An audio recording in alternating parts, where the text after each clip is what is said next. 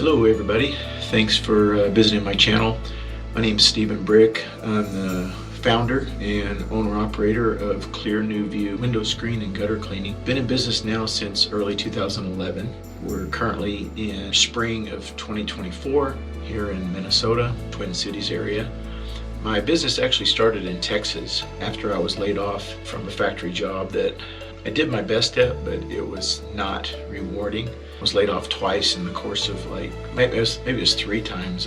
Actually, I was sent home after 1 week of work for 2 weeks of Christmas vacation with about $200, and didn't really know what else to do, where I was at to get more income.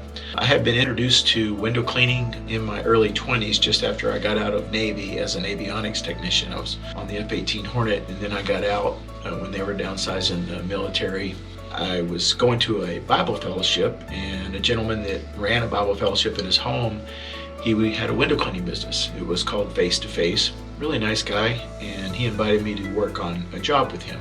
So that was my first introduction to window cleaning from a business standpoint. I can't remember if I was ever involved with window cleaning prior to that, but it gave me an idea of the income that seemed to be possible. We did a couple of hour job, the two of us, a Rambler, a residential home in Visalia, California, and he charged like $80, and he split it with me 50-50. So I thought that was very generous of him.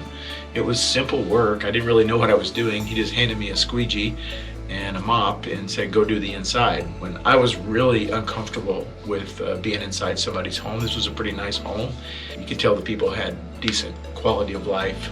Older couple, not crazy old, but older couple, seemed to be retired. I had questions, I saw etching on the outside when I went and looked at the glass on the outside after we were technically done, before we went back to the vehicle, and I saw etching on the glass, and I was curious, hey, is it possible to get rid of etching? I had all these newbie questions, but the guy who I was working with, he didn't seem to be interested in addressing any of these cosmetic things. He just did a decent window clean and we're done. He wasn't into the technicality of window cleaning based on what I experienced. So many years went by. I was a commercial truck driver for 7 years. I worked at a cabinet shop. I had a rabbit farm for 6 years. I've done a lot of things self-employment wise. I've worked as a carpenter doing remodels on residential, new construction builds, roof coatings. I've done quite a bit of different things. I've delivered pizza for Domino's. I've had a grocery store job. I've done a lot of different things in life for employment. For some reason, I was very interested in window cleaning. After all these different life experiences and getting laid off 2 or 3 times from a factory job, I was basically twisting wire nuts on an assembly line. I hated it and I got laid off, so I decided to spend the only $115 that I had at the time on whatever window cleaning equipment I could get at Lowe's. I didn't know what window cleaning equipment was available in the world. All I knew was I needed some basic tools, and I would probably be able to get them at Lowe's. So I did that, and I learned the hard way the limitations of homeowner grade window cleaning equipment. I was smart enough to spend part of the $115 on a 4-section twist lock Ed-Array pole, which would reach the 2nd floor. It enabled me to learn what I could not do properly with homeowner grade equipment.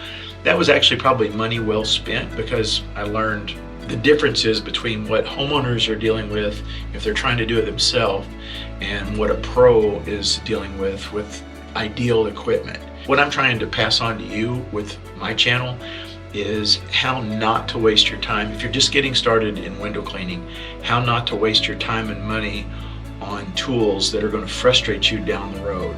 The most valuable commodity or resource you have is your time. And And that's my ultimate goal, is not to waste your time. Thanks for checking out my channel.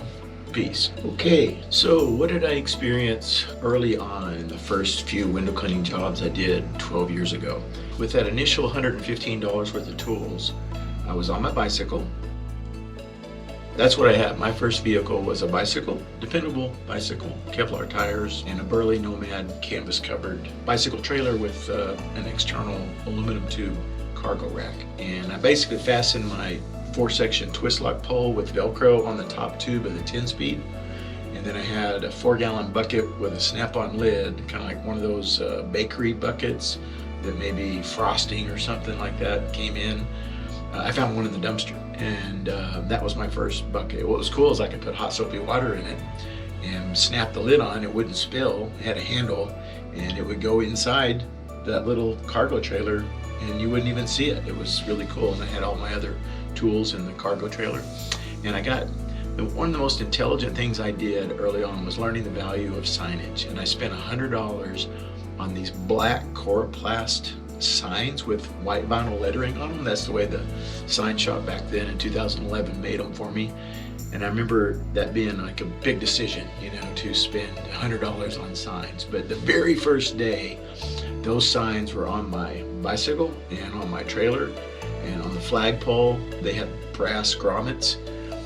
They brought in a $250 job just because the bike was sitting on the sidewalk in front of a job I was doing, and a nice elderly lady was walking by on her way home from work. She saw my sign, she thought it was cute. They paid for themselves on the very first day. So the value of signage. Now here's the clincher.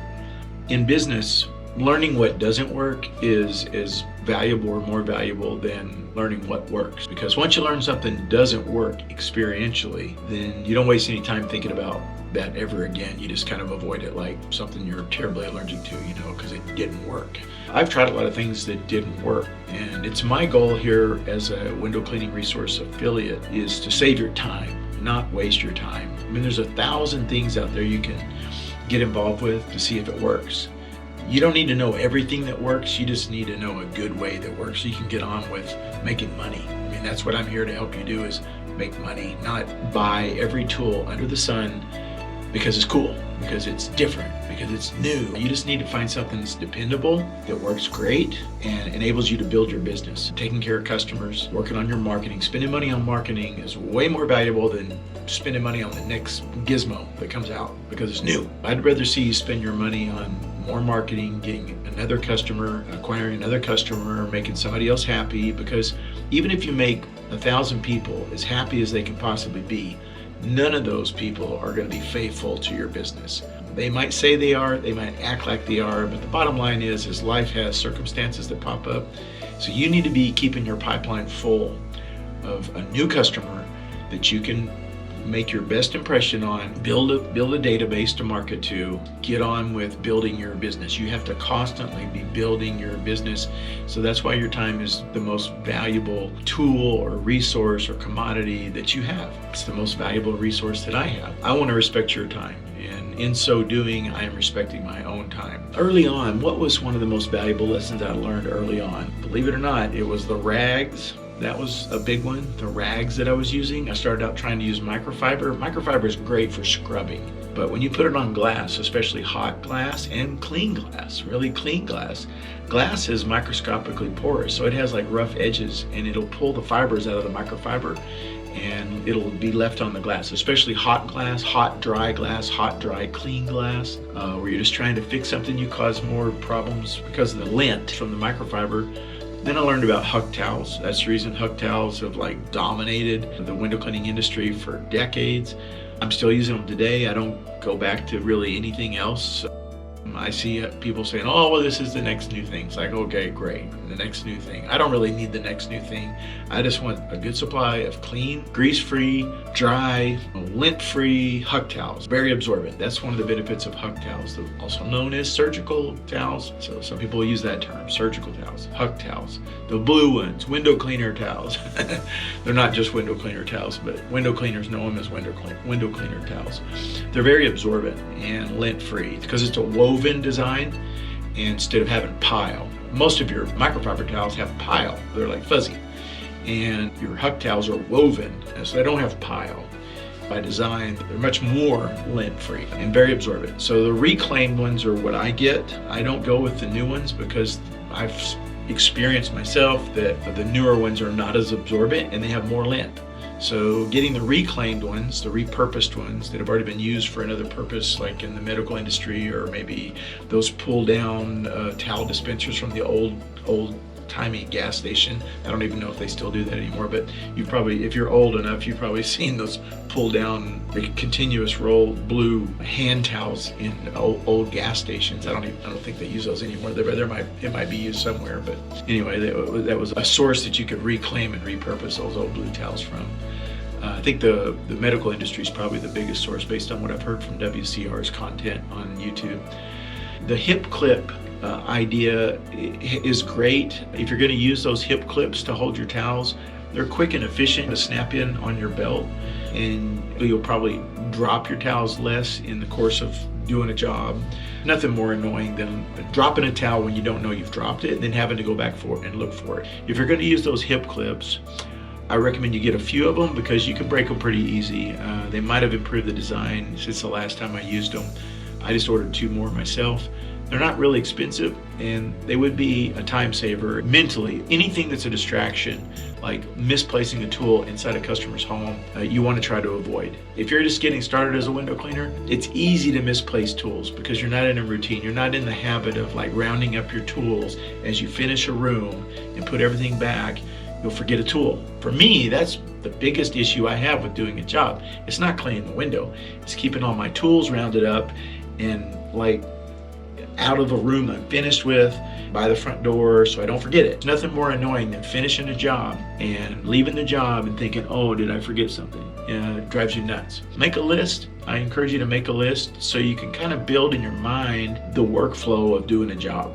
Yeah, you can get lost in the minutia of removing a spot with a certain grade of steel wool or using a powder or using a certain tool, but really you need to have a rough overview mindset of the workflow of a job that'll save your time and your mental energy that needs to be spent on more important things than whether you lost a tool or not. You know, if you can have 2 people on a job that actually can work together and understand the process, that's huge.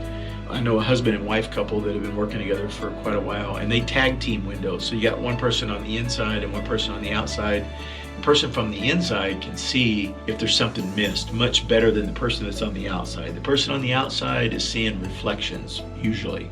So they can't really see what's being missed. They can think they're doing a good job, but you can't see because you don't have light behind the glass like the customer will when the customer looks at the finished job. So if you can work as a team, I highly encourage that. For whatever reason, I've found it really challenging to find someone who can understand or wrap their head around the issues of cleaning windows, like the technical issues. It's not an easy study. You have to really want to do it. If you can take notes, until it becomes second nature, I highly encourage it. Like any of these tips that I'm giving you, if you can just jot them down, whether they make sense or not right now, just jot them down because they'll make a lot more sense down the road, after you've got 1,000 jobs under your belt or maybe 20 jobs under your belt.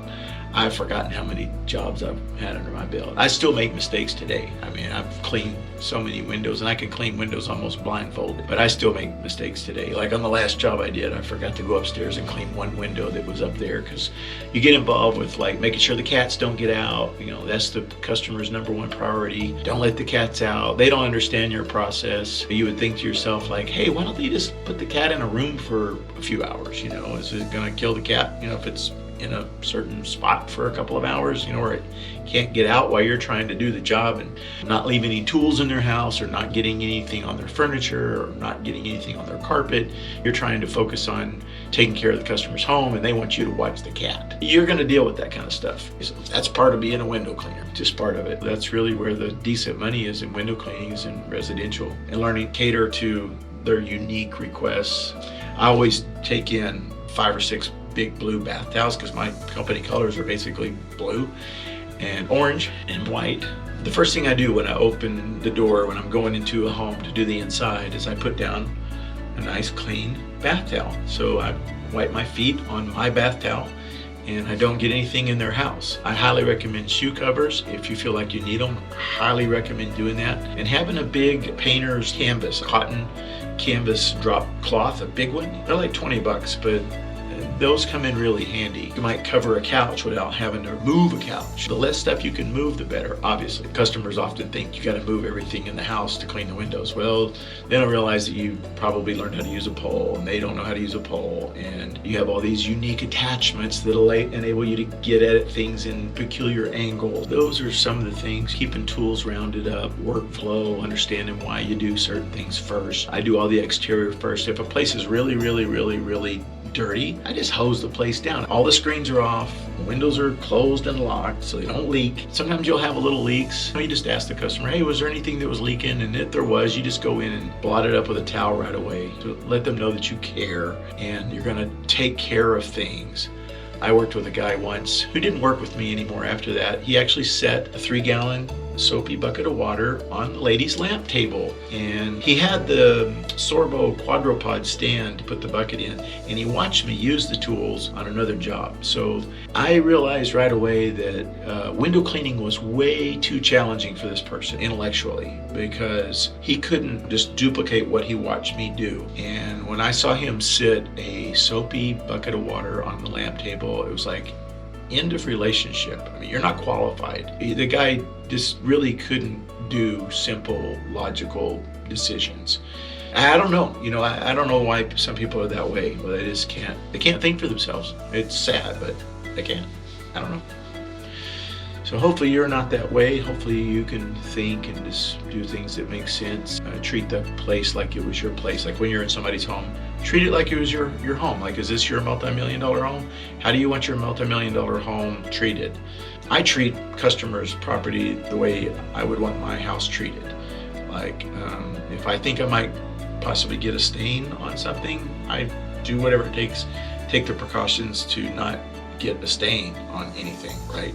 Blot it up. So get in the habit of having drop towels and blotting up drops of water like right away. Just make it part of your procedure. Some of the unique tools, like I've dropped Ettore handles. I love the way Ettore handles feel in my hands, like the pro handles, but that plastic is brittle. I hope they change that soon so you can drop those and they don't crack and split and then your $20 handle's no good. I prefer Sorbo handles. They seem to be much more durable in terms of the nature of the plastic. It seems to be much more resilient to being dropped versus the Ettore plastic. I don't know why the Ettore plastic is so brittle, but those little clips that tighten up the tension on the channel, that little plastic clip is so brittle. I mean, you look at that sucker the wrong way and it's broke. So there's a tip that'll save you money. Even though one of my favorite handles is Contour Pro Plus, because it locks out to 0 and then it's spring loaded. Some people hate that the first time they use it, but if you actually learn to use a squeegee, the proper pressure on a squeegee rubber blade, then you'll love that handle if you actually know how to use a squeegee. Most people use way too much pressure when they're trying to squeegee, and it causes the rubber blade not to be able to do its job because they're flattening it out. They're not even using the edge of the squeegee. That's what causes a lot of bleeding, is too much pressure on the glass. The glass should already been cleaned properly by, the proper amount of scrubbing with the strip washer or the mop. I call it a window mop.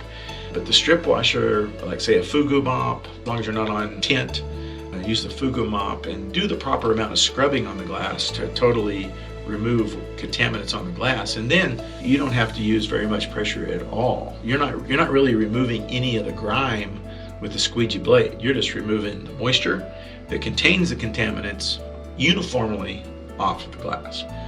If I had it to do over again, in terms of getting into peculiar situations with the squeegee, especially residential, I don't do a lot of commercial. I really don't like doing commercial work, to be honest with you.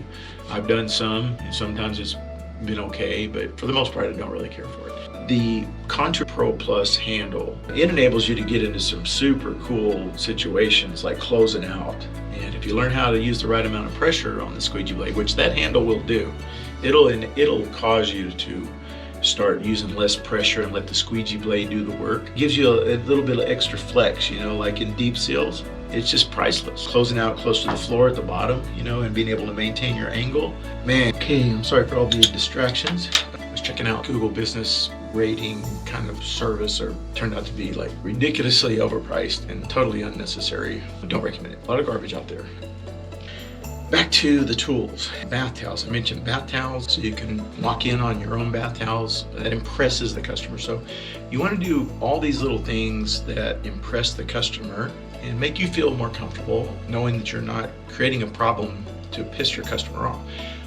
Now, a pouch. I use a tool belt with suspenders. You can get inexpensive suspenders like at your average Ace hardware store or True Value. You can get decent suspenders, Bucket Boss or Bucket Buddy or whatever brand. I forget that. There's probably a plethora of them, but just some basic suspenders to hold your belt is really handy. I use the Sorbo belt because it has a built-in towel loop and it's got 2 loops in the back. I keep my detailing squeegees on the back of my belt. One of them's the Contour Pro Plus. I keep that one on the back left in the back, and I keep the smaller one, the 5-inch. Right now it's just in a Ed-Array handle, a little 5-inch with the wide body Sorbo channel for little detailing. I use it sometimes. Usually I'm using that Contour Pro Plus for detailing. It's just so handy, so amazingly handy. In my pouch, I have the Unger pouch. I've thought about using a different pouch because I've had my Unger pouch for many, many years. There might be a better pouch out there. I don't know. I haven't tried every pouch under the sun. The Unger pouch has a nice steel wool pouch. I keep a couple of fresh pieces of steel wool there in the front. And then I keep my plastic putty knives and one metal putty knife in my forward compartment on my pouch. And I keep some gloves, like the thicker orange. I use the orange ones. You can get them at an automotive store. They're like 8 mil thick gloves. They don't rip as frequently on you. They will rip eventually, but they don't rip as frequently as, say, like the milk cow milking gloves. Those are really, really thin. I've used those. So the thicker, you need like 8 mil gloves roughly. Or if you can find a better, waterproof glove that got dexterity, then go for it. I mean, I haven't done all the research that you could possibly do. I have gone through gloves I hated, but having some gloves to keep detergent and hot soapy water and stuff off your hands on a big job is a big plus. Sometimes it's just nice to be able to handle, if you're actually having to handle storm pains, it's nice to have gloves on because you don't leave fingerprints. Not only do you keep detergent off your hands, but you can prevent getting fingerprints on your work. So there's 2 benefits to having gloves. Obviously your stainless steel razor scraper, the extra stainless steel razor scraper blade, your 6-inch, and little screwdriver. So you'll need to have a normal size Phillips screwdriver. If you have a multi-tool that's got needle nose pliers in it, that's great. And you need Sharpies, permanent markers. You need a couple of those because I write on the top of my screens on the frame where that screen goes, like its location, and I label them so that it's right where I can read it in the orientation it came out. So there's absolutely nothing to think about when you're trying to get a screen back where it belongs. I label every screen that comes out before I round them all up and go clean them and set them to dry, and then they come back in the house as a bunch. For example, I want as many screens as I can hold that say go to the top floor, and I need it to say that, top floor, or main floor, or basement. I need it to say what floor it's going to and which side of the house it's on, and if there's 3 of them all together, it's like 1 of 3, 2 of 3, 3 of 3, that kind of thing. That's a system I use. It saves me a lot of time, eliminates frustration. That's what you want to do, eliminate every ounce of frustration in a job, because every job's a little different. I've cleaned probably 10,000 panes of glass, and I still learn little bitty things because there's so much variation over the decades of different window design. In the past, I don't know however long they've been making windows, right? Here in the Midwest, there's stuff here that's from the 18 whatevers, like crazy old, 120 years old. So all kinds of stuff, and different technology over the decades, genres, eras, blah, blah, blah. I keep my Mr. Hard water powder in a waterproof shaker bottle, and then typically when I get more of that, it's in a Ziploc bag. So the refill is in a Ziploc heavy bag. I love the Mr. Hard water powder. I've tried the Sorbo powder. I don't have a lot of experience with the Sorbo powder, but the Mr. Hard water powder and steel wool or some kind of a scrubby pad is amazing. Like the Fugu mops with some Mr. Hard water powder on it. It's so amazing. I've actually buffed out shower stalls that the lady thought she was going to have to, the customer thought they were going to have to replace the shower stalls. And I used a machine buffer with stainless steel circular Velcro pads and Mr. Hard water powder, and I was able to get these crazy mineral deposit buildup off the shower using Mr. Hard water powder. That was amazing. I haven't done a lot of that, but I have one episode of that where I charged them a couple $100, to fix a shower stall. And I mean, what does it cost to replace all the glass for a shower stall? I think they got a hell of a deal. They didn't have to have the, who knows, probably thousands, right? That's basically all I keep in my pouch that I can think of off the top of my head. Oh, a track brush. I never use the track brush, but it's there in case I need it. Almost none of my customers ever are concerned about a bug in the track or whatever. So it's ultra rare. I don't know what part of the country where people care about that, but it doesn't happen here. And I've cleaned in so many places.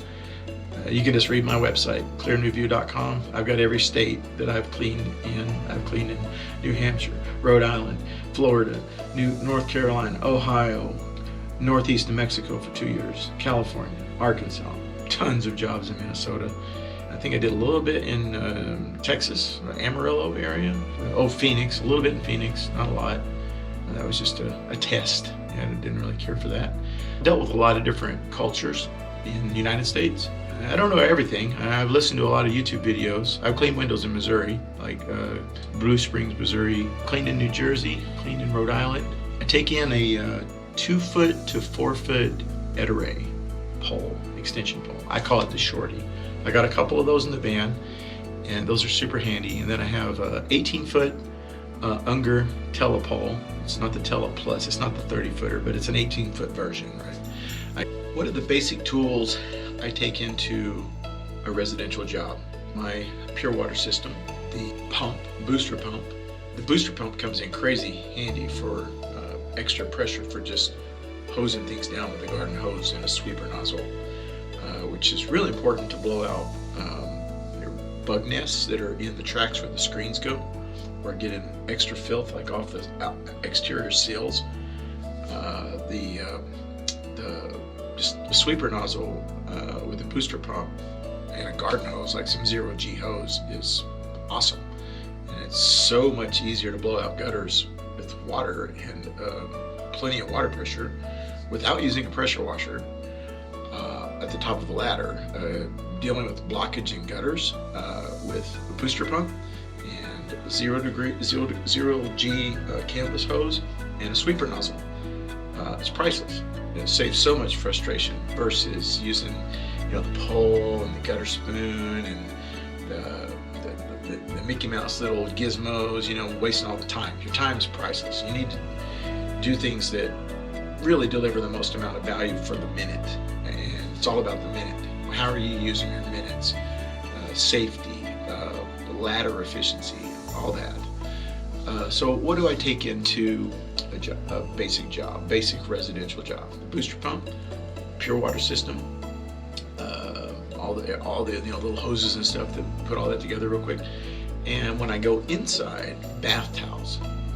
I have like 5 or 6 nice dark blue bath towels, full-size bath towels, and my hug towels. And I use 2 buckets on a belt because I learned that trick from Tradman in Scotland or Ireland, wherever he is.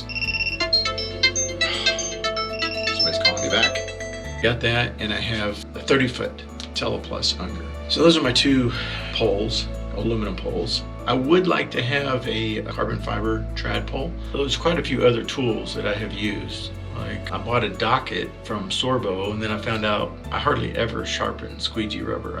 I did it because I thought it was cool, but then it's really not necessary.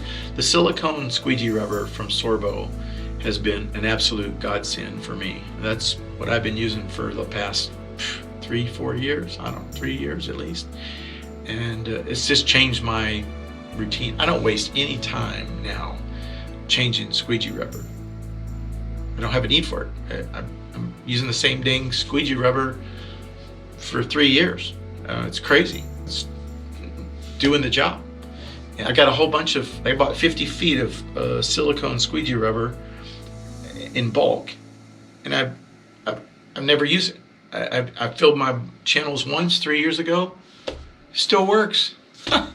Anyway, like I said, I'm not a shill. I'm going to tell you what helps you make money and be successful as a window cleaner, as a business owner, and hopefully I will earn your respect and you will respect my opinion if I ever recommend anything else. I'm not wasting your time. I'm not going to tell you just to go get something new because something new came out. I hate that crap. I mean, what a waste of time. Let's be real, right? There's enough of that garbage going on out there. So yeah, to being prepared to actually make the money, earn the money, and be safe and utilize the space in your van to the best possible. You're going to have this huge ladder on the outside, so it's not taking up space in your van. A big 32-foot ladder is money well spent. They weigh like 67 pounds, if I remember right. That's rated at 300 pounds. Aluminum, real light, easy to move around, easy to put on the van, and get you up high. So 8-foot step ladder, your A-frame step ladder, and a 3-step step stool. That's the one thing. I've used a 2-step for 12 years, but sometimes I wish I just have one more step I could step up. So I would recommend a 3-step step stool, and that's it. When it comes to ladders, that's basically it. What other cool tools? I do have the gutter spoon. I do use that sometimes. I don't need it super often, but I do use that, and that's money well spent. One thing that I have always wanted to try is the Ettore Super Brush. It's pretty massive brush for serious cobwebs. I've never used one. I've always thought that would be a good idea. I've gone with your typical Webster style design Ettore or Unger brush, cobweb brush, but they don't last very long. Depends on what you're scraping them on, but it seems like the bristles go down fairly fast. I would like a more robust brush, so you might be a little more picky on the brush you choose for getting cobwebs off. I don't use mine crazy often, but when you need it, you need it, and that impresses people, just to be able to brush off cobwebs when they're dry, because most people know that cobwebs are waterproof and they become very sticky when they get wet. So you're better off just to go through and get cobwebs off dry. If you're doing that, if there's a crazy amount of cobwebs to remove, that's cool. Now, when it comes to big squeegees, and I'm definitely a Sorbo fan. I think I will probably be a Sorbo fan until the day I die. Like I have the Sorbo Quadrupod bucket holder. I love it, absolutely love it. It holds your 2-foot to 4-foot pole. It's got the little clips for hold your pole, and you can use. It's got some holders like for big squeegee handles and stuff. I don't put my squeegees on that very often, but you could do that. It has a tendency for me to get in the way. You bump into it or whatever. It's just not real practical, but you could do that. It just depends on what your style is, but. When it comes to big squeegee blades, I would work my way up if I was you. I mean, a 2-foot squeegee blade, it could be your friend. 18-inch squeegee blade, no brainer. You're going to use those all the time. And then if you go bigger than a 2-foot, I wouldn't jump right up to a 4-foot right away. I would go to the 3-foot and see, that's going to cover a lot more area. But when you jump up to a 4-foot, it is so much more bulky. I forgot what Sorbo calls that one, Eliminator or whatever, some different name, a category. It's so big and bulky. Yes, I have a 4-foot. Yes, it costs over $100. In certain situations, it pays for itself. But the 3-foot would cover basically all I need very adequately and be easier to control than the 4-foot. The glass would have to be crazy big to justify using a 4-foot squeegee blade. In some modern construction, you'll probably run into where you might need it, but for the most part, the 3-foot's going to cover most of what you run into out there.